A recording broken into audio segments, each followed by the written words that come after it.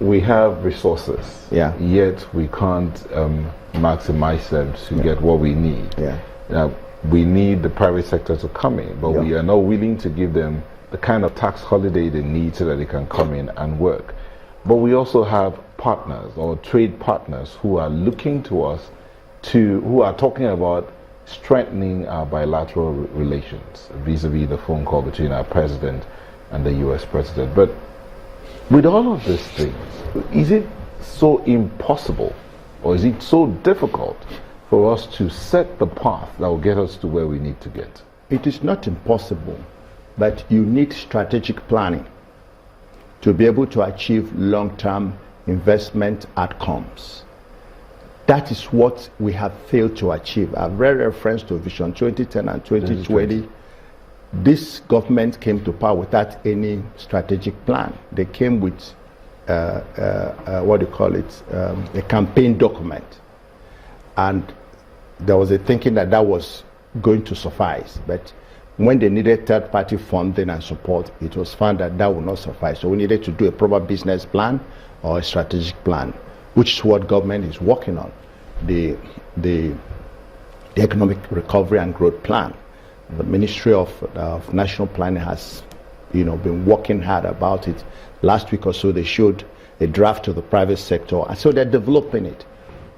When they get it, and we're getting it midstream, midterm, and there is one more year left for active work before we return to politics. So after that, what happens?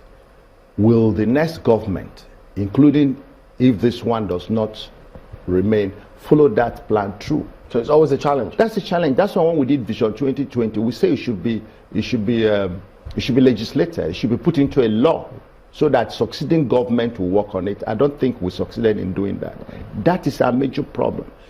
We don't have a strategic vision. We don't have a national outlook. We don't have what all of us buy into, whether it is APC or Kafinol or paracetamol, whoever is in power. Let's just focus on what the national agreed objectives. And that will only happen if we agree on a vision, and that vision is sold and bought, and we all sign off. Whoever comes, you can tinker with it, but let's move to where we have determined we're going. This is what government will do. Private sector, this is your own role. NGOs, this is your own role. Everybody has a role to achieve this national vision. And then we begin to motivate each other and push along those steps. Until we get to that level, we will be doing stop and go. We start, we stop, we start. Since 1960, especially since 1960, you see that we had a lot of success because we had our plans, the 64 plan, the 64 to 67, and after that, we then went into rolling plans. From rolling plans, it became just annual plans. What we're doing today is annual planning. So we don't really have anything to hold on to if we're going to into government relationships with the U.S., for instance. We have oil, we have gas, which are established. We've done well in those areas. We have the chain, we have the network, we have the and our investors are willing to because our oil is sweet. So despite the environment, they are willing to take the risk and come and invest if only the minimal requirements, like a steady fiscal policy, a steady law that ensures operational stability. In the oil, you hear about the Petroleum Industry Bill, which has been in the air for 7-8 years. And we can pass one bill to sort out investment in our major resources. If I may come in here, sorry, Chairman, the question I want to ask has to do with the automobile industry. Okay. Now, we banned importation of cars via the land borders.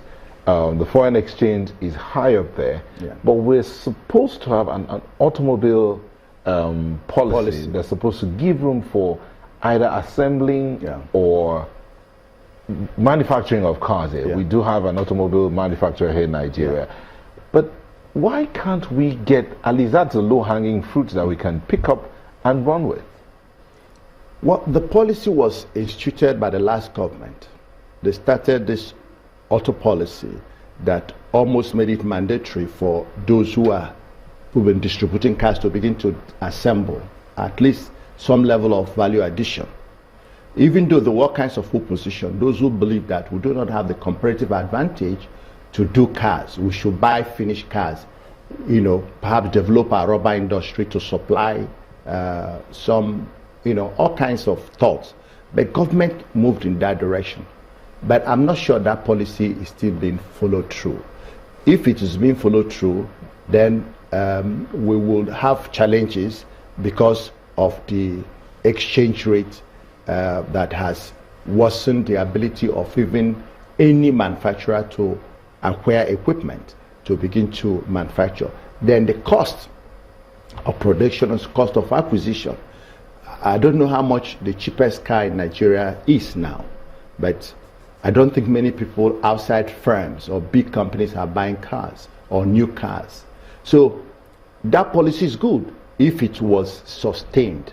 But I think the economic situation we find ourselves has become an imperiling factor for that policy. Well, if we look at the little things, let's talk some of our agricultural products. There are many who tell you, look, in spite of all of this U.S. binational, Nigeria binational commission, all of this conversation that goes on at that top level, yams and some of these products can't get into the United States. And it's easier for products from other West African countries to get in. Why? Two issues. First is national image, the image of our country and stereotyping. Secondly, is our own tendency to cut corners, to believe that we can fool people. Again, that's the last guy that was speaking spoke about national reorientation, about Niger Delta, and he made a point that even all Nigerians need that reorientation, and I agree with him completely. We need to properly reorientate and then change the image of our country. The same yams that they refuse to take from Nigeria, if you ship them through Ghana, they take them. Not much changes. That is image. That is image. So we need to keep working on our image, and then secondly, promote our products. We inadvertently somehow talk down on our own capacities. We need to make a decision, and that's what our national leaders must do. We must identify the areas that Nigeria can play in global market. We're talking about the United States. We're talking about UK. There's been the EU trade problem, EU Pact, EU partnership, EPA partnership. These things have been hanging. I'm sure you've been reading about. We don't have an existing partnership agreement with the EU for almost as long as I can remember. I don't know where we can resolve them. Decide these are areas of comparative or competitive advantage. Put our policy, put our resources, and tell the world this is what we can do. That's what I think each time our people travel abroad, they must decide to present Nigeria in the correct image and take what we can defend. Because otherwise, we remain where we are. Other people are taking advantage. We are just always shortchanged. Our country has the capacity and the capability. It's getting our act together and being consistent in promoting what we believe we can do. This agricultural product, Nigeria has a great advantage. We have a proper export promotion council effort that is being done, and support consistent, lead people, lead the agricultural, the SMEs and the people in agri, lead them through. But do you think that the diversification into agriculture is working? Well, it is coming on. It's not something that will change a day, because I know, for example, the amount of rice that is being produced in Anambra State, because Chari's investments in a lot of it being done in Ebonyi State, at least rice. I know that a lot is going. So we can export rice? Yes, even as I speak to you now, some other products are, because of the advantage we have with depreciation of our naira, some of the food shortages we have is that there is export. But this export, not much of it is formal. It's informal, they cross through borders, and people buy them, and then label them and export them. So we should export locally from here, do formally, so that we can have more capital repatriation that will boost our economy. It's doable. What it requires is consistency of policy and a determination to achieve endpoints, set goals, and follow through and see that those goals are achieved. So that I can say in 2015, when we came as government, this was where we are in agriculture. This was where we're in export trade. This was where today the component of export trade has moved after 2 years, after 3 years, after 4 years. That's the way we'll make progress. Otherwise, we'll be repeating the same thing. Yeah. We do have a lot of advantage back home here, which we can take huge advantage of. I think Akwa Ibom seems to be doing something in that respect. Yeah. Well, we have to thank you for coming on. Sam Ohabonwa is a former national president, Nigeria America Chamber of Commerce and Industry. That's all we draw the curtains actually today. Thank you for watching. I'm Chamberlain Uso. Many thanks indeed for watching. I am Gimba Umar. Enjoy the rest of your day. I'm Nel Taigbe.